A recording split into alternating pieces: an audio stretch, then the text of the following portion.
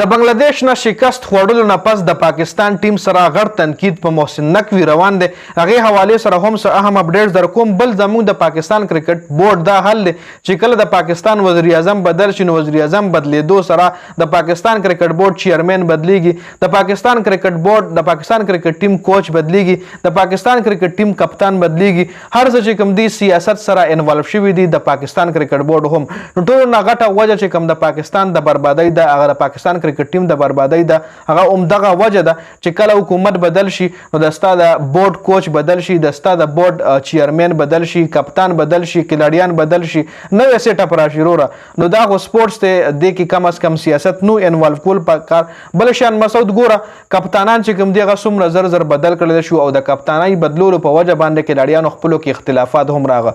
بابر اعظم کپتان او بابر اعظم نه کپتاني واغشتل شو، شاهین افریدي له ورکړل شو، بیا شاهین افریدي دا واغشتل شو، بابر اعظم له ورکړل شو، اوس بابر اعظم نه واغشتل شو، شان مسعود له ورکړل شوی. دا شان مسعود چې کوم دی لکه شان مسعود عقل زه حیران ما چې ډومبنی میچ کله پاکستان د بنگلاديش نه بایلو نو پریس کانفرنس کې شان مسعود سوی چې ایم ریلی سوري او ما پیچ صحیح ریټ کړی نو لکه تا پیچ صحیح ریټ کړی نو دا خو څه جواب نشو. لکه ته څنګه کلاړي ته دومره انټرنیشنل کرکټ تا کړی دی، انټرنیشنل میچونه کې ته ریپرزینټ شوی، هغې نه پس هم ته وایې چې ما پیچ ریډ نه کو. لکه ته څه د ګلي محلې پلیئر یا چېرته د یو کلب لیول پلیئر انټرنیشنل سطح باندې د پاکستان د ټیم کپتان او ته وایې چې ما پیچ ریډ نه کو. ښه تا پیچ ریډ نه کو نو د ستا کوچز څه کولم؟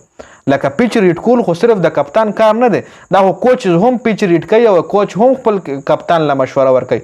لکه که تا ریډ نه کو نو ستا کوچ هم ریډ نه کو، د ستا بالینګ کوچ هم ریډ نه کو، د ستا بیټینګ کوچ هم ریډ نه کو، د ستا هیډ کوچ هم ریډ نه کو، د ستا د ټیم 11 کلاډیانو کې بقایا 10 کلاډیانو هم پیچ ریډ نه کو چې لکه غواړي دا پیچ دې کنډیشن ته جوړ دی. ځکه کلاډیان نه پوهېږي ځنو دا دومره غټ منیجمنټ چې پی سی بي تاسو سره یو ځای کړی دی نو دی هم نه پوهېدل.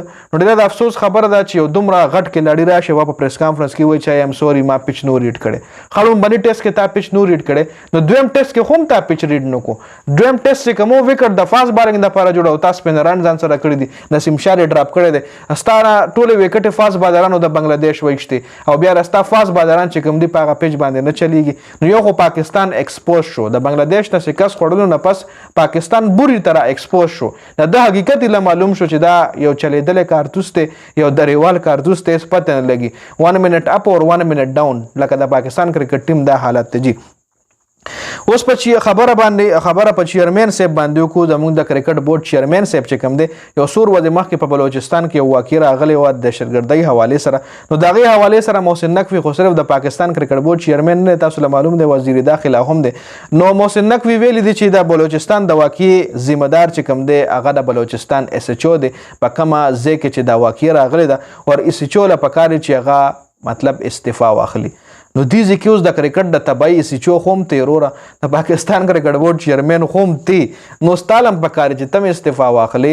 مطلب تاسو سره د ملک دوه اهم عہدې دي، یو د پی سی بی چیرمن یو وزیر داخله. نو دا دواړه فل ټایم کار دی وروره چې یو کار ته ځان رسې بل بدر نه پاتې کیږي، چې بل ځان رسې بل بدر نه پاتې کیږي. د چیرمنۍ خپل منډې تړي دي، د وزیر داخله خپل منډې تړي دي. نو یو کم په یو کس په یو ټایم باندې دوه دومره اهم امپورټنت عہدو باندې څنګه کار کوي دا صحیح کی زما ذهن ته نه راځي وروره. نو خپل رائے را سره په کمنټ کې شریک کړئ. د حوالې سره تاسو سره لري د ویډیو کتلو زیاته مننه جی. والسلام.